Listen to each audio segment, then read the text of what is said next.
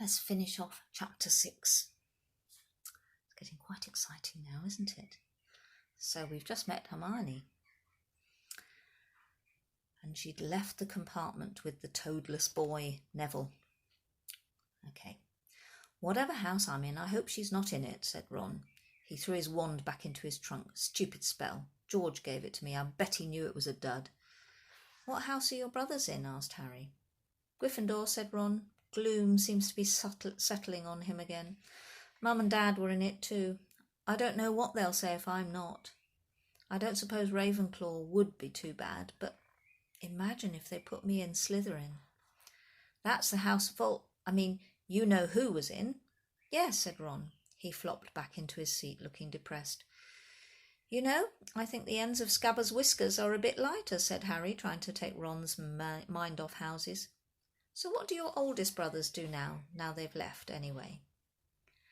Harry was wondering what a wizard did once he'd finished school. Charles in Romania studying dragons and Bill's in Africa doing something for Gringotts, said Ron. Did you hear about Gringotts? It's been all over the Daily Prophet, but I don't suppose you get that with the Muggles. Someone tried to rob a high-security vault. Harry stared. Really? What happened to them? Nothing. That's why it's such big news. They haven't been caught. My dad says it must have been a powerful dark wizard to get round Gringotts. But they don't think they took anything. That's what's odd. Of course, everyone gets scared when something like this happens in case you know who's behind it. Harry turned this news over in his mind. He was starting to get a prickle of fear every time you know who was mentioned. He supposed this was all part of entering the magical world. But it had been a lot more comfortable saying Voldemort without worrying. What's your Quidditch team? Ron asked. I don't know any, Harry confessed. What? Ron looked dumbfounded. Oh, you wait. It's the best game in the world. And he was off, explaining all about the 4 balls and the position of the 7 players, describing famous games he'd been to with his brothers and the broomstick he'd like to get if he had any money.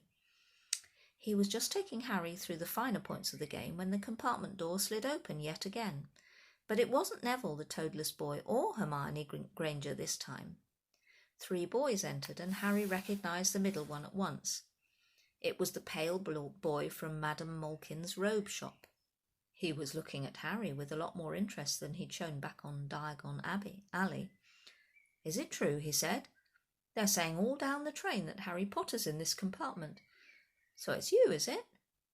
Yes, said Harry. He was looking at the other boys. Both of them were thick-set and looked extremely mean. Standing either side of the pale boy, they looked like bodyguards. Oh, this is Crabbe and this is Goyle, said the pale boy carelessly, noticing where Harry was looking. And my name's Malfoy, Draco Malfoy. Ron gave a slight cough, which might have been hiding a snigger. Draco Malfoy looked at him. Think my name's funny, do you? No need to ask who you are. My father told me all the Weasleys have red hair, freckles, and more children than they can afford. He turned back to Harry. You'll soon find some of our wizarding families are much better than others, Potter. You don't want to go making friends with the wrong sort. I can help you there. He held out his hand to shake Harry's, but Harry didn't take it. I think I can tell who the wrong sort are for myself, thanks, he said coolly. Draco Malfoy didn't go red, but a pink tinge appeared in his pale cheeks. I'd be careful if I were you, Potter, he said slowly. Unless you're a bit politer, you'll go the same way as your parents. They didn't know what was good for them either. You hang around with riffraff like the Weasleys and that Hagrid, and it'll rub off on you. Both Harry and Ron stood up. Ron's face was as red as his hair. Say that again, he said. Oh, you're going to fight us, are you? Malfoy sneered. Unless you get out now, said Harry more bravely than he felt, because Crabbe and Goyle were a lot bigger than him or Ron. But we don't feel like leaving, do we, boys? We've eaten all our food and you still seem to have some. Goyle reached towards the chocolate frogs next to Ron. Ron leapt forward, but before he'd so much as touched Goyle, Goyle let out a horrible yell. Scabbers the rat was hanging off his finger. Sharp little teeth sunk deep into Goyle's knuckle. Crabbe and Malfoy backed away as Goyle swung Scabbers round and round, howling, and when Scabbers finally flew off and hit the window, All three of them disappeared at once. Perhaps they thought there were more rats lurking among the sweets. Or perhaps they'd heard footsteps, because a second later Hermione Granger had come in. "What has been going on?" she said, looking at the sweets all over the floor, and Ron picking up Scabbers by his tail. "I think he's been knocked out," Ron said to Harry. He looked closer at Scabbers. "No, I don't believe it. He's gone back to sleep." And so he had. "You've met Malfoy before?" Harry explained about their meeting in Diagon Alley. "I've heard of his family," said Ron darkly. "They were some of the first to come back to our side after you-know-who disappeared. Said they'd been bewitched. My dad doesn't believe it. He says Malfoy's father didn't need an excuse to go over to the dark side." He turned to Hermione. "Can we help you with something?" "You'd better hurry up and put your robes on. I've just been up the front to ask the driver, and he says we're nearly there." "You haven't been fighting, have you? You'll be in trouble before we even get there." "Scabbers have been fighting, not us," said Ron, scowling at her. "Would you mind leaving while we change?" "All right. I only came in here because people outside are behaving very childishly, racing up and down the corridor," said Hermione in a sniffy voice. "And you've got dirt on your nose, by the way. Did you know?" Ron glared at her as she left. Harry peered out of the window. It was getting dark. He could see mountains and forests under a deep purple sky. The train didn't seem to be slowing down. He and Ron took off their jackets and pulled on their long black robes. Ron's were a bit short for him. You could see his trainers underneath. A voice echoed through the train. "We will be reaching Hogwarts in 5 minutes' time. Please leave your luggage on the train. It will be taken to the school separately." Harry's stomach lurched with nerves, and Ron, he saw, looked pale under his freckles. They crammed their pockets with the last of the sweets and joined the crowd thronging the corridor. The train slowed right down and finally stopped. People pushed their way towards the door and out onto a tiny, dark platform. Harry shivered in the cold night air. Then a lamp came bobbing over the heads of the students, and Harry heard a familiar voice. First years, over here. All right there, Harry?" Hagrid's big, hairy face beamed over the sea of heads. "Come on, follow me. Any more first years? Mind your step now. First years, come on, follow me." Slipping and stumbling, they followed Hagrid down what seemed to be a steep, narrow path. It was so dark either side of them that Harry thought there must be thick trees there. Nobody spoke much.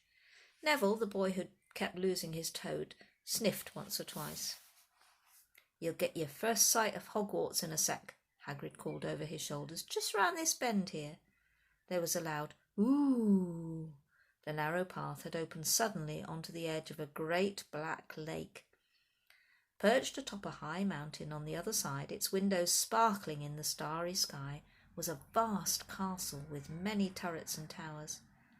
"No more'n 4 to a boat," Hagrid called, pointing to a fleet of little boats sitting in the water by the shore. Harry and Ron were followed into their boat by Neville and Hermione. "Everyone in," shouted Hagrid, who had a boat to himself. "Right then, forward." And the fleet of little boats moved off all at once, gliding across the lake, which was as smooth as glass. Everyone was silent, staring up at the great castle overhead. It towered over them as they sailed nearer and nearer to the cliff on which it stood. "Heads down," yelled Hagrid as the first boats reached the cliff. They all bent their heads, and the little boats carried them through a curtain of ivy which hid a wide opening in the cliff face. They were carried along a dark tunnel, which seemed to be taking them right underneath the castle, until they reached a kind of underground harbour, where they clambered out onto rocks and pebbles. "Oi, you there! Is this your toad?" said Hagrid, who was checking the boats as people climbed out of them.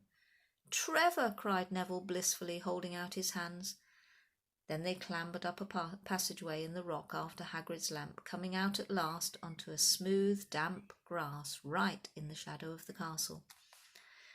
They walked up a flight of stone steps and crowded around the huge oak front door. "Everyone here? You there? Still got your toad?" Hagrid raised a gigantic fist and knocked 3 times on the castle door.